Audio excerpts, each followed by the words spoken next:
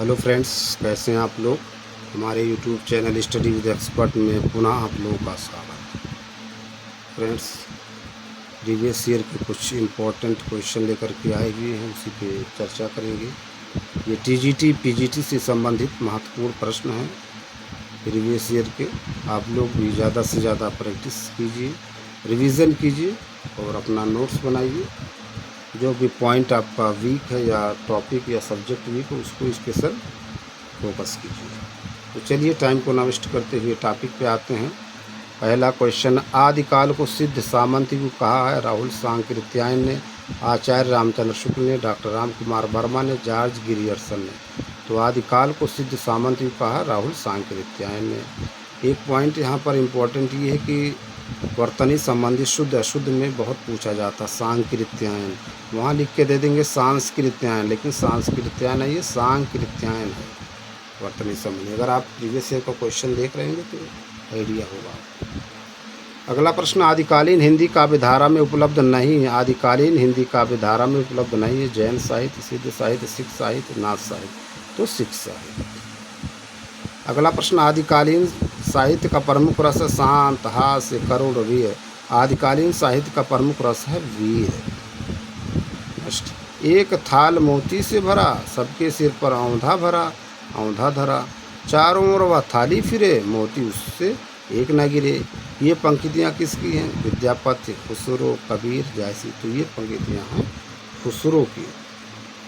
अगला प्रश्न, किस विद्वान ने हिंदी साहित्य के प्रारंभिक काल को वीरगाथा काल नाम दिया है? जॉर्ज गिरियर्सन ने, आचार्य रामचंद्र शुक्ल ने, राहुल सांकृत्यायन ने, डॉक्टर राम कुमार वर्मा ने। तो वीरगाथा काल नाम दिया आचार्य रामचंद्र शुक्ल ने। अगला प्रश्न है, चंद्रबरदाई किसके दरबारी कवि थे? महाराजा हमीर के, महाराजा बिसलदेव के, महाराजा प्रताप के, महाराजा पृथ्वीराज चौहान के। तो चंद्रबरदाई जो है महाराज पृथ्वीराज चौहान के दरबारी कवि। अगला प्रश्न, गोरखवाणी ग्रंथ के संपादक हैं गोरखनाथ, पीताम्बर दत्त बड़थवाल, रामचंद्र शुक्ल, रामनेश त्रिपाठी। तो गोरखवाणी ग्रंथ के संपादक पीताम्बर दत्त बड़थवाल थे। अगला प्रश्न, स्वयंभू को हिंदी का प्रथम कवि माना है। राम कुमार वर्मा ने, रामचंद्र शुक्ल ने, हजारी प्रसाद द्विवेदी ने, राहुल सांकृत्यायन ने। तो स्वयंभू को हिंदी का प्रथम कवि राम कुमार वर्मा ने माना। अगला प्रश्न, अब्दुल रहमान कृत संदेश रासक है महाकाव्य, खंड काव्य, प्रबंध काव्य, मुक्त काव्य, मुक्तक काव्य। तो अब्दुल रहमान कृत संदेश रासक जो है खंड काव्य है। अगला प्रश्न है, आल्हा और ऊदल नामक दो वीर सरदारों की वीरता पूर्ण लड़ाइयों का वर्णन मिलता है परमाल रासों में, पृथ्वीराज रासों में, कुमार रासों में, हमीर रासों में। तो परमाल रासों में मिलता है। किसमें? परमाल रासों में। देख लीजिए, सब बहुत ही महत्वपूर्ण प्रश्न। अगले प्रश्न पर चलते हैं। कह रहे हैं, नाथ संप्रदाय के, नाथ पंथ के प्रणेता कौन थे? नाथ पंथ के प्रणेता कौन थे? आदिनाथ, मच्छंदरनाथ, गोरखनाथ, चूड़कर नाथ। तो नाथ पंथ के प्रणेता गोरखनाथ। अगला प्रश्न है, निम्नलिखित पंक्तियाँ किस कवि की हैं? खने खन नयन कौन अनुसरई, खने खन वसन धूलि तन भरई। विद्यापति, वल्लभाचार्य, विट्ठलनाथ, निम्बारकाचार्य। तो ये पंक्तियाँ हैं विद्यापति की। किसके? विद्यापति। अगला प्रश्न, अपभ्रंश का भवभूत किसे माना जाता है? शालिभद्र, सूर्य, पुष्पदंत, कनकामर, धनपाल। तो अपभ्रंश का भवभूत पुष्पदंत को माना जाता है। अगला प्रश्न, निम्नलिखित में कौन सा नाम आदिकाल का नहीं है? वीरगाथा काल, गद्य काल, चारण काल, सिद्ध सामंत काल। गद्य काल नहीं।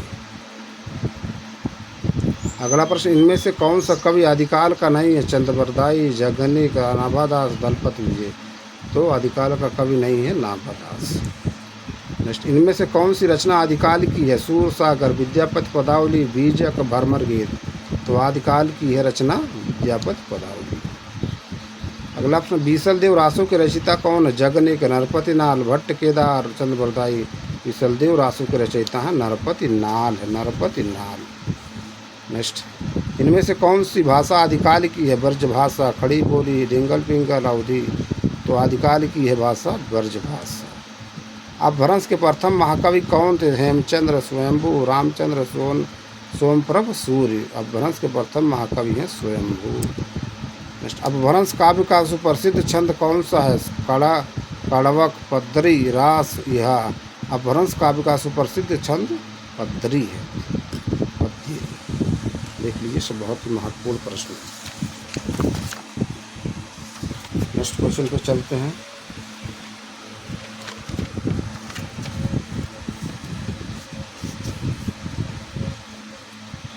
कह रहे हैं पुस्तक जलहड़ हथ दय चली गज्जन निरिप काज में जलहड़ को कौन सी पुस्तक देने का उल्लेख है? बीसल देव रासो, हमीर रासो, पृथ्वीराज रासो, विजयपाल रासो।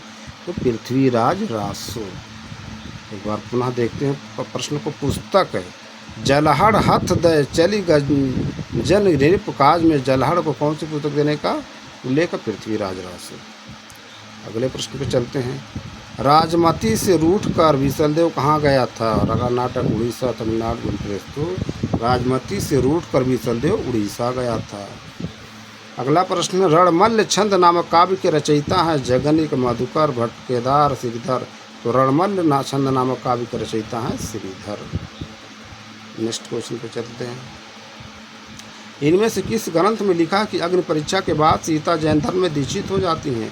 महापुराण, परमात्मा प्रकाश, भविष्यत कहा, पौमचर्य। तो किसमें? पौमचर्य। अगले प्रश्न पर चलते हैं। हिंदी साहित्य के 700 से 1400 ईस्वी काल खंड को ग्रियर्सन ने क्या नाम दिया? संधिकाल, प्रारंभिक काल, चारण काल, अपभ्रंश काल। तो चारण काल नाम दिया है ग्रियर्सन ने।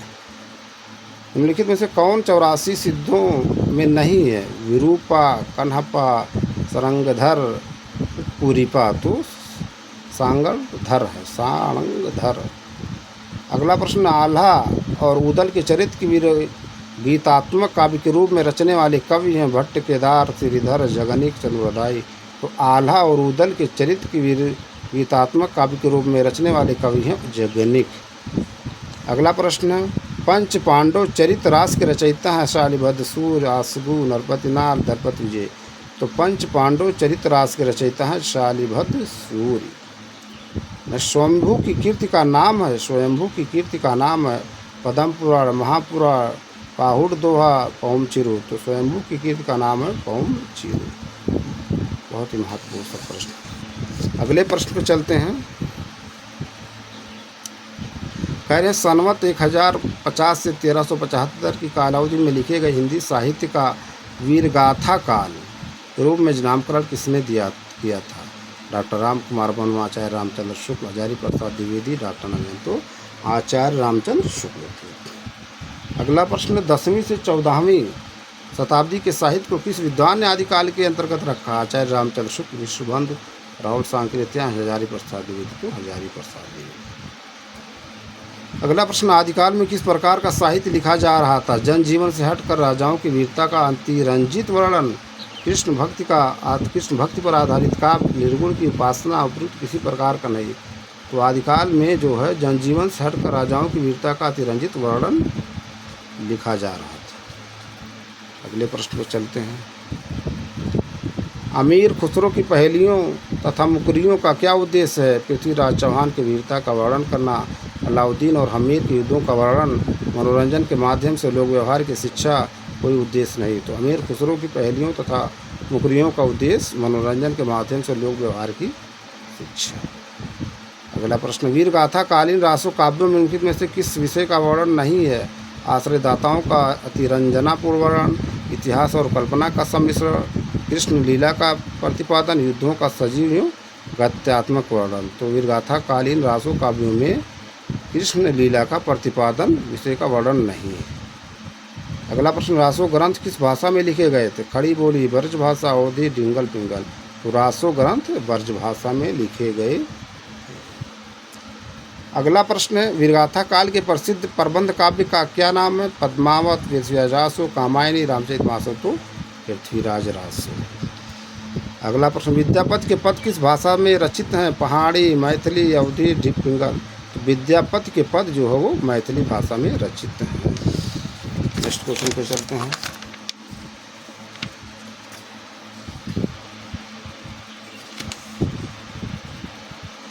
कह रहे हैं कौन सी रचना स्वयंभू कवि की नहीं है? पौमचिरू, रिठ रिठ हड़े मिचर्यु स्वयंभू छंद महापुराण महापुराण में। अब भ्रंश प्रभावित हिंदी रचना कौन सी? भरतेश्वर, बाहुबली रास, चंदन बाला रास, नेमिनाथ रास, वसंत विलास। तो भरतेश्वर बाहुबली रास है ये, ठीक। और भ्रंश प्रभावित हिंदी की रचना। अगला प्रश्न, 11वीं शताब्दी में रचित लोक भाषा काव्य है जयमंक, जसचंद्रिका, उक्ति व्यक्ति प्रकरण, राउलवेल, ढोला मारू रादूहा। 11वीं शताब्दी में रचित लोक भाषा काव्य है ढोला मारू रादूहा। अगला प्रश्न, गोरखनाथ के गुरु का नाम बताएं। मत्स्येंद्र नाथ, गोपी चंद्र, चौरंगीनाथ, चूड़करनाथ। तो गोरखनाथ के गुरु का नाम है मत्स्येंद्र नाथ, है ना। अगले प्रश्न पे चलते हैं। अब भ्रंश शब्द का सबसे पहले उल्लेख किसने किया? पाणिनि, नागार्जुन, पतंजलि, सरपा। अब भ्रंश शब्द का सबसे पहले उल्लेख पतंजलि ने किया। सिद्धों का प्रथम कवि है सरपा, कन्हपा, गुंडरीपा, शेरपा। सिद्धों का प्रथम कवि सरपा। अगला प्रश्न, अवहट्ट में शिक्षा पद शब्द के लिए कौन सा रूप मिलता है? शिक्षा, है ना, शिक्षा, शिक्षा, शिक्षा, शिक्षा। उक्त व्यक्ति प्रकरण का यह ग्रंथ महाकाव्य, गद्य काव्य, छंद, व्याकरण। तो उक्त व्यक्ति प्रकरण व्याकरण ग्रंथ। अगला प्रश्न, प्राकृतिक पैगलम रचयिता है हेमचंद, स्वयंभू, वंशीधर, विद्यापति। तो प्राकृत पैगलम रचयिता है वंशीधर। अगला प्रश्न, भ्रंश शब्द का प्रयोग सबसे पहले कहाँ देखने को मिलता है? सूरदास की रचना में, भरतमुनि की रचना में, राजाधार सेन द्वितीय के शिलालेख में, तुलसीदास की रचना में। अब भ्रंश शब्द का प्रयोग सबसे पहले राजा धार सेन द्वितीय के शिलालेख में मिलता है। अगले प्रश्न पे चलते हैं। कह रहे हैं श्राव काचार किसकी रचना? देवसेन, वररुच, लक्ष्मीधर, श्रीधर। तो श्राव काचार देवसेन की रचना है। अगला प्रश्न, बीसलदेव रासों का अंगिरस है श्रृंगार, वीर, रौद्र, शांत। तो श्रृंगार रस, है ना। अगला प्रश्न, उपदेश रसायन रास के रचनाकार है कवि विद्याधर, सारंगधर, धनपाल, जिनदत्त सूर्य। तो उपदेश रसायन रास के रचनाकार है जिनदत्त सूर्य।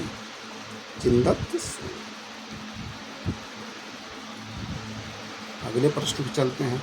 पृथ्वीराज रासो किस काल और रचनाकार की रचना है? काल रचनाकार, आधुनिक काल, आदिकाल, भक्ति काल, रीति काल। तो आधुनिक काल, इसमें देखिए कह रहे हैं किस काल और रचनाकार की रचना है। तो ये जो है दूसरा और पहला सही है ना। दूसरा और पहला मतलब आदिकाल और आधुनिक काल।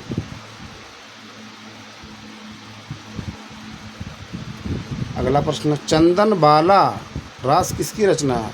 मुनिजिन, विजय, चंद्रबरदाई, गोरखनाथ, आसगु। तो चंदन बाला रास आसगु की रचना है। अगला प्रश्न, सिद्ध कवि सरपा की रचना का नाम है प्राकृतिक पैंगलम, कौमचिर, दोहा कोश, संदेश रासक। तो सिद्ध कवि सरपा की रचना का नाम है दोहा कोश। अगला प्रश्न, मैथिल कोकिल के नाम से कौन से कवि जाना जाता है? विद्यापति, अमीर खुसरो, मलिक मोहम्मद जैशी, भूषण। तो मैथिल कोकिल के नाम से विद्यापति जाने जाते हैं। कौन? विद्यापति। अगला प्रश्न, कीर्ति लता किस भाषा की रचना? अवहट्ट, अपभ्रंश, मैथिली, ब्रज। तो कीर्ति लता जो है अवहट्ट भाषा की रचना है। कौन सी भाषा? अवहट्ट। अगला प्रश्न, अमीर खुसरो की पहेलियाँ और मुकरियाँ किस भाषा में? खड़ी बोली, उर्दू, अवधी, ब्रज। तो अमीर खुसरो की पहेलियाँ और मुकरियाँ खड़ी बोली में है। किसमें? खड़ी बोली में है। तो इस वीडियो को भी यहीं पर एंड करते हैं फ्रेंड्स। हम अपने अगले वीडियो में फिर मिलेंगे किसी और टॉपिक, किसी और क्वेश्चन के साथ। आप लोग ज़्यादा से ज़्यादा हमारे YouTube channel study with expert को लाइक कीजिए, शेयर कीजिए, सब्सक्राइब कीजिए। Thank you friends.